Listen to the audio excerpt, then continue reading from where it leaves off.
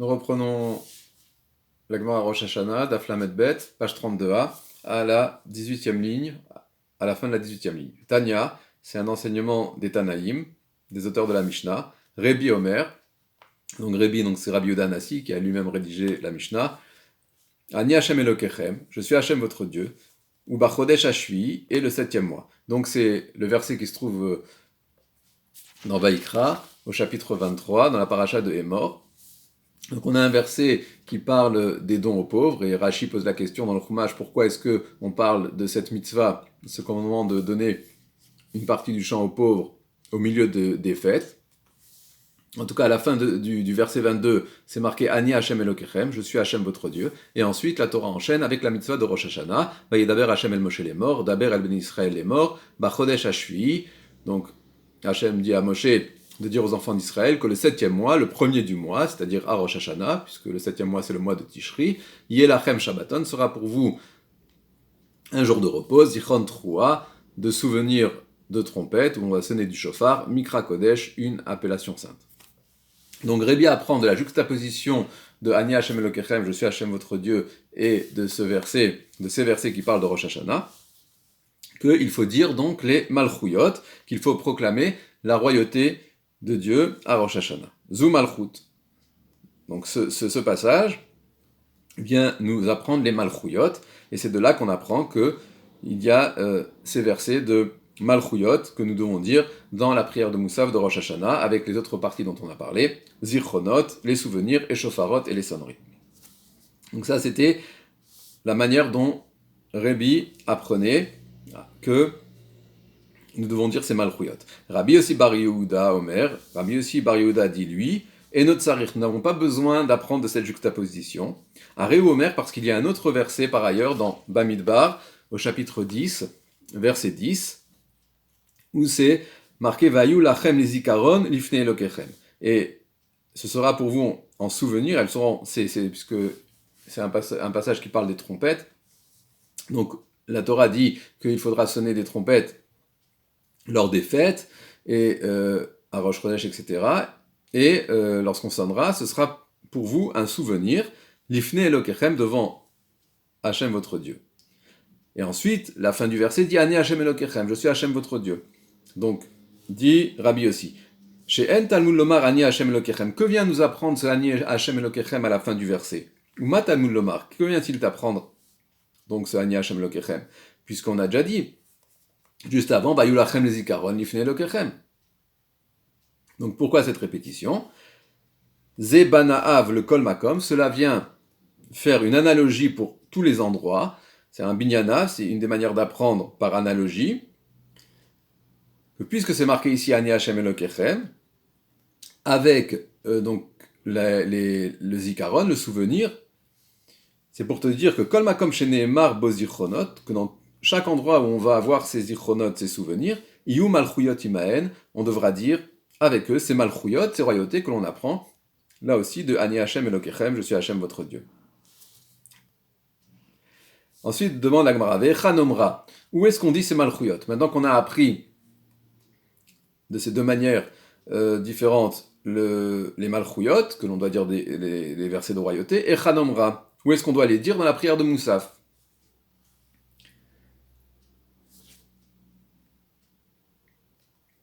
Pardon. Demande la Gemara, Vechan Omra li Gdushat Hayom. La question, en fait, c'est par rapport à cette bénédiction de Gdushat Hayom, de la sainteté du jour, qui existe, qui se trouve pour chaque fête, y compris Shabbat, où nous avons cette bénédiction au milieu de la prière, on dit Mekadesh, qui sanctifie le jour en question. Donc demande la Gemara, où est-ce qu'on dit cette bénédiction de Gdushat Hayom, où est-ce qu'on la place à Rosh Hashanah? Tanya, donc autre enseignement tanaïtique, Rabbi Omer, Ima Malchuyot Omra. D'après Rabbi, on doit les dire avec les Malchuyot, comme nous faisons, avec ces versets de royauté. Ces versets de royauté, en fait, sont placés à l'intérieur de cette bénédiction de la Gdushat Hayom, de la sainteté du jour. Et pourquoi Rabbi dit ça? Mamatsinu bekol makom barvit, afkan barvit. De la même manière que pour toutes les fêtes, nous disons cette bénédiction sur la sanctification du jour à la 4e, puisque c'est au milieu de la prière, donc on a les 3 premières, les 3 dernières, donc au milieu la 4e. Donc, pareil à Rosh Hashanah. On fait comme on fait par ailleurs. On dit c'est cette Gdushat Hayom à la quatrième bénédiction. Rabban Shimon ben Gamiel Omer, Imazichonot Omra. D'après Rabban Shimon ben Gamiel, non. On ne va pas dire cette bénédiction de Gdushat Hayom avec les royautés, mais on va les dire avec les souvenirs. C'est-à-dire, il déplace à la cinquième partie, donc à la deuxième partie centrale, après les Malchuyot, les Zichronot, et c'est là qu'il va dire, d'après Rabban Shimon ben Gamiel, la Gdushat Hayom, la sainteté du jour. Pourquoi Mamatsinu bekol makom baemtsa, afkan baemtsa, parce que, de la même manière que dans les autres fêtes, nous disons cette bénédiction de la sainteté du jour au milieu de la prière, puisqu'il y a 7 bénédictions, Shabbat et les fêtes, donc la quatrième c'est celle du milieu. À Rosh Hashanah où il y a 9 bénédictions, cela déplace, on va la mettre au milieu, donc à la cinquième, pour qu'elle soit au milieu de ces 9 bénédictions. Ensuite, la Gemara relate. Donc chez Kitshu Beddin et Hashana Beusha. Lorsque le Beddin, le tribunal, a sanctifié l'année à Usha, donc c'était à l'époque sur la base du témoignage d'avoir vu la lune. Donc lorsqu'on a déclaré que l'année était sanctifiée, que c'était Rosh Hashanah dans le tribunal de Usha, il est arrivé que Yarad Rabbi Yochanan ben Broka l'ifne Rabban Shimon ben Gamliel, que Rabbi Yochanan ben Broka est descendu pour dire la tfila betzibour, pour faire le chazan à Rosh Hashanah, et l'ifne Rabban Shimon ben Gamliel, il y avait là-bas Rabban Shimon ben Gamliel. Ve'asak Rabbi Yochanan ben Uri, et il a suivi l'avis de Rabbi Yochanan ben Uri dans la Mishnah, c'est-à-dire de dire les malchuyot, de dire les royautés à l'intérieur de la bénédiction de la Gdushat, de la Gdushat Hayom, de Gdushat Hashem, pardon, donc de la troisième, et sans sonner du shofar pour cette partie-là, comme Rabbi Yochanan ben Uri le dit dans la Mishnah. Amar le Rabban Shimon, lo hayu noagin ken beyavne. Rabban Shimon lui a fait remarquer que ce n'était pas l'habitude qu'il y avait à Yavne, donc c'était l'endroit où il y avait le tribunal avant qu'il se déplace à Usha. Le Yom HaSheni, le deuxième jour, Yarad Rabbi Chanina beno shel Rabbi Yossi. Rabbi Chanina, le fils de Rabbi Yossi, est descendu à son tour pour dire la prière en public. Le fils de Rabbi Yossi à Glili. Ve'asak Rabbi Akiva, il a suivi l'avis de Rabbi Akiva de dire les malchuyot avec la bénédiction de la sainteté du jour et de sonner pendant cette partie des malchuyot. Amar Rabban Shimon ben Gamiel, kachayu noagin beyavne. Là, Rabban Shimon ben Gamiel a approuvé, il a dit, c'est ainsi qu'on avait l'habitude de faire à Yavne. Les mêmes rats de Rabbi Shimon ben Gamiel que Rabbi Akiva Svirale, est-ce à dire, puisque Rabban Shimon ben Gamiel, dans cette histoire, approuve Rabbi Chanina qui a agi comme Rabbi Akiva, cela voudrait dire que Rabban Shimon ben Gamiel pense comme Rabbi Akiva. Ve'amar Rabbi Akiva malchuyot im gdushat hayom. Pourtant, Rabbi Akiva lui dit que nous disons ces versets de royauté avec la gdushat hayom, avec la bénédiction de la sainteté du jour, alors que nous avons vu précédemment que Rabban Shimon ben Gamiel lui disait qu'il fallait dire les malchuyot avec la partie suivante, celle des zichronot, des souvenirs. Rashbag, Omer, Gdushat Hayom Imazichronot, donc voilà, comme on vient de dire. Rabban Shimon ben Gamiel, lui, dit qu'il faut dire la sainteté du jour avec les zichronot et non pas avec les malchuyot.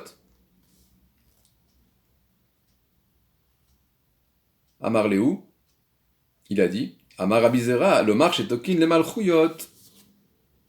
Chez Tokin les malchuyot. Rabizera explique que, en fait, quand Rabban Shimon ben Gamiel il a approuvé Rabbi Chanina, c'est par rapport au fait qu'on a sonné du shofar lorsque on a dit les versets des malchuyot. Par contre, on a dit, selon l'avis de Rabban Shimon ben Gamiel lui-même, les versets, la bénédiction de Gdushat Hayom, de la sainteté du jour, non pas avec les malchuyot, mais avec les zichronot. Ensuite, la Gemara dit que le Yom HaSheni, que le deuxième jour, la Gemara reprend en fait l'histoire, le Yom HaSheni Yarad Rabbi Chanina. On a dit que c'était le deuxième jour que Rabbi Chanina est descendu à la Teva pour dire comme on a vu. Maï Sheni, demande la Gemara, de quel deuxième jour s'agit-il? Elima Yom Tov Sheni, est-ce que c'est le deuxième jour de Yom Tov? Donc le deuxième jour de Rosh Hashanah. Les Memra d'Avroa Leilul, est-ce à dire qu'à cette époque-là, on avait été Me'aber Elul, c'est-à-dire qu'on avait rajouté un jour au mois de Elul, qui était donc de 30 jours, et qui expliquerait qu'il y a eu 2 jours de Rosh Hashanah. Donc on voit de là qu'à l'époque, en Israël tout du moins, on ne fêtait pas systématiquement de 2 jours de Rosh Hashanah. Cela dépendait du mois de Elul, s'il avait été plein avec 30 jours, ou chasser, ou manquant avec 29 jours. V'amar Rabbi Hanina bar Kahana, mimot Ezra velach lo matzinu Elul meubar. Pourtant, Rabbi Hanina bar Kahana dit que depuis l'époque de Ezra, il ne se trouve pas qu'on a rajouté ce jour-là, ce 30e jour, sur le mois de Elul. Donc Rosh Hashanah ne devait pas être 2 jours en fait. Amar Rav Chizda, Maïsheni, le Yom Sheni le Shana Abba. Donc Rav Chizda dit, en fait, à Usha, on n'avait pas fêté 2 jours de Rosh Hashanah. Alors, qu'est-ce que ça veut dire le deuxième jour? C'est pas le deuxième jour de cette année-là, c'est le Shana Abba. En fait, c'était pour dire la fois suivante, l'année suivante. C'est l'année suivante que Rabbi Hanina a dit la prière comme on a vu. Voilà. On arrive à la Mishnah suivante. Bon, ce sujet-là des 2 jours de Rosh Hashanah est un sujet à discussion. Hein. Pourquoi est-ce que en Israël on fête 2 jours alors que pour les autres fêtes, nous savons qu'il y a 2 jours en dehors d'Israël, mais pas en Israël. On voit ici dans la Gemara que ça n'est pas à toutes les époques qu'on a fêté, même en Israël, 2 jours de Rosh Hashanah.